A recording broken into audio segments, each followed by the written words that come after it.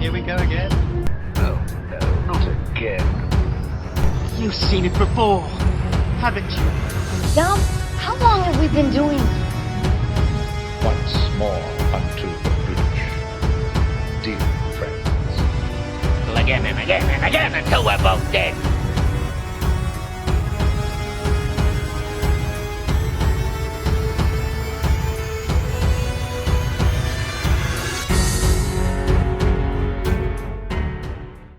Hello, welcome. You've seen it before. Movie Reviews Connection of Mind. Moana 2 is the sequel to 2016's Moana. It is directed by David Derrick Jr., Jason Hand, and Dawn the Dude Miller. And it once again stars Aiuli Kuvalo as Moana and Dwayne The Rock Johnson as the demigod Maui. And when a new threat faces the people of Motunui, it is up to Moana to face this threat from the gods with the help of Maui alongside some new allies in order to save the people of Motunui and rejoin the people of the oceans. Now, this review will contain spoilers of Moana 2 as well as certain other things, but just saying I'll be doing my spoiler-free thoughts first and foremost, but I'll be doing my spoiler talk after that.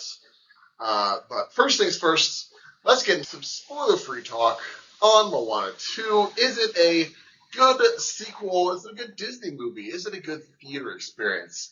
I will say, speak to the last point. I saw this on the Tuesday night preview, and while it wasn't a packed theater, I was, somewhat pleasantly surprised that there was a healthy number of people in the audience, as well as a large number of children, and a welcome surprise. This is one of the few movies I've seen in a long time where the audience actually applauded the end of the movie.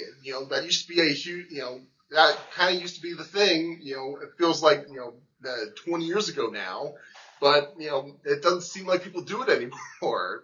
And that was a pleasant surprise. So I would say theater-wise, it's a good one if you have a good crowd and definitely a family audience in mind with this. But is this a good sequel?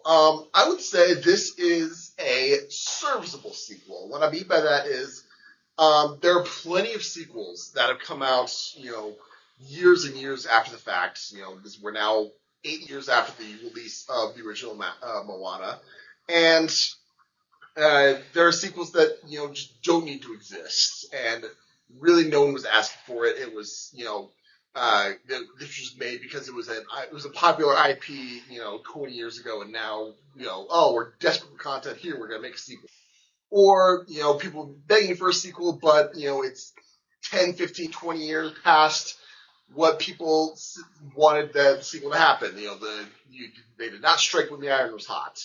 This, I feel like, is a sequel where I don't think anyone was necessarily asking for the sequel, but, I certainly wasn't, but I'm glad it exists because, the dynamic between Moana and Maui was they're kind of frenemies in a way. There is a friendship beyond, but they kind of can't stand each other to a certain extent, or, they like each other, but they don't want to admit they like each other. That sort of dynamic, and you saw it in the first movie, and you see it sort of again in this movie, and that's welcome. I liked that what we saw. What I don't like is you got less of it in this movie than we did in the previous movie, and that's because they had to clear out room for these new side characters. We've got the shipbuilder, we got the Maui fanboy, and we've got the grumpy farmer who's never been on the ocean or whatever.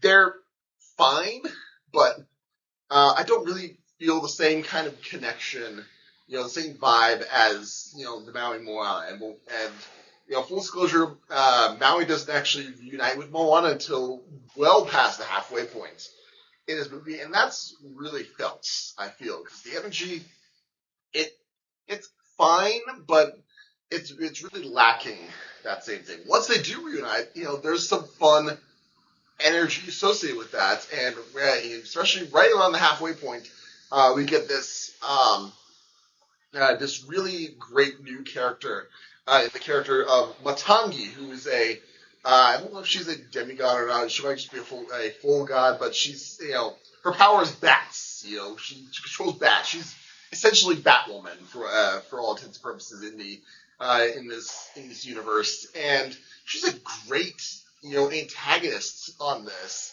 And I really enjoyed her dynamic with Maui, and also her dynamic with Moana. There's there's some interesting stuff explored there, and I wish they had spent more time exploring that instead of just really, the halfway point introducing her, and then she just kind of pieces out for the rest of the movie. There's more to say about that, but that would start to get into spoiler territory, so I'll just leave that at that. What I will say, again, why did I call this movie a serviceable sequel? Again, it's continuation of the adventures. Like the original Moana, it was if no sequel existed, it would have been fine. But it's a continuation of where we left off, and I'm fine with that. It was not such a hard close.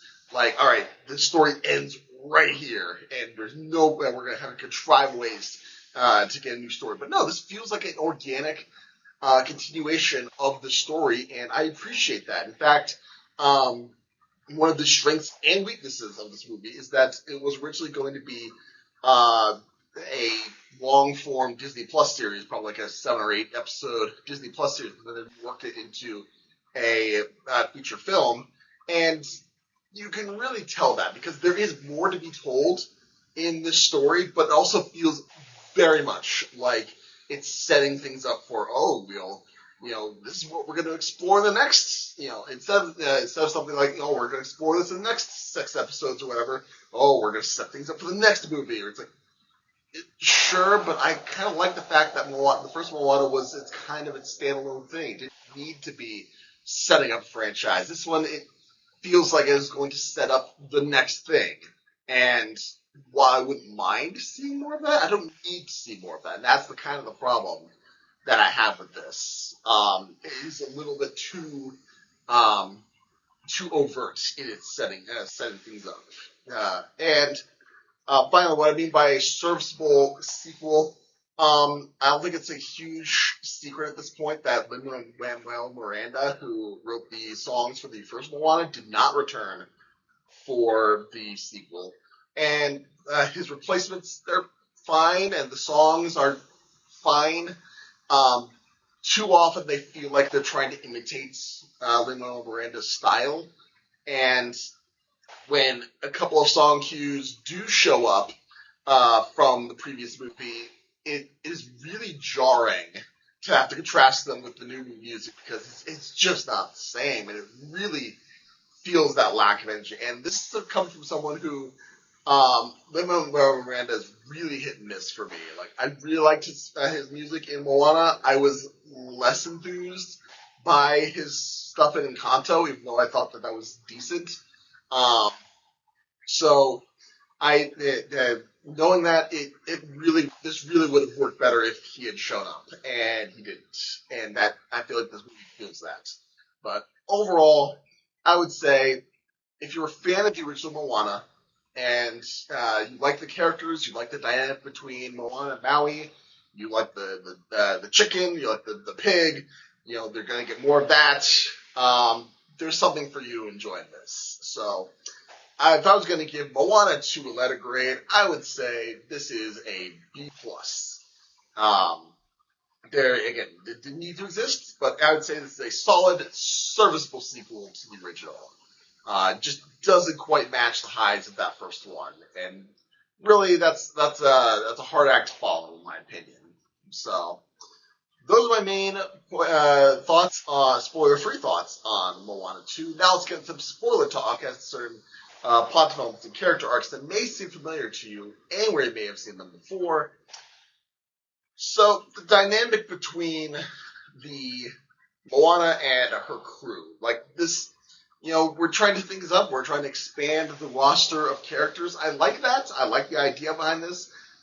They just don't get much to do. And by the end, it's like, I have to ask myself, why were they along this whole time? Like, where's the character growth between these people? Like, are they just becoming less annoying to a certain degree? You know, is the grumpy guy becoming less grumpy, I guess? That's his arc. Is the fanboy guy becoming less of a fanboy? Maybe. We're indulging in the shipbuilder ladies, building this, I guess. It didn't feel like there were very clear, satisfying arcs with these people, especially, as a group, with Moana, with each other.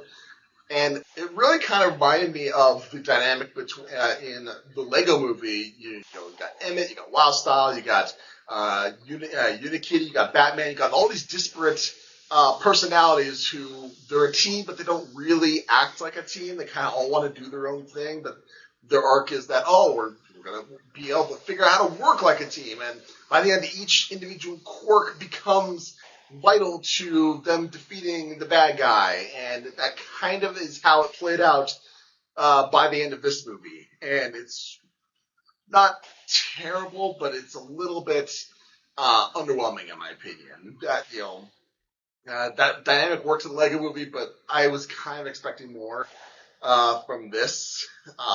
It was an interesting premise, but I don't think it really delivered, per se. And then, the other thing that it kind of annoyed me a little bit that, that they went this route is with, the Kakamora, the coconut people, the little, warrior, annoying little sprites that, that they shoot the blow darts, the poison.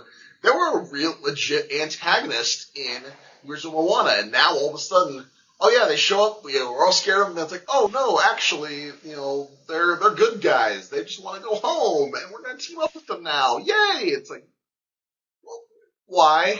Okay. And it's like, I don't know why they feel they need to do it. The one coconut guy, he joins the crew, but he doesn't really do much beyond, the one scene with the clam, and that's it.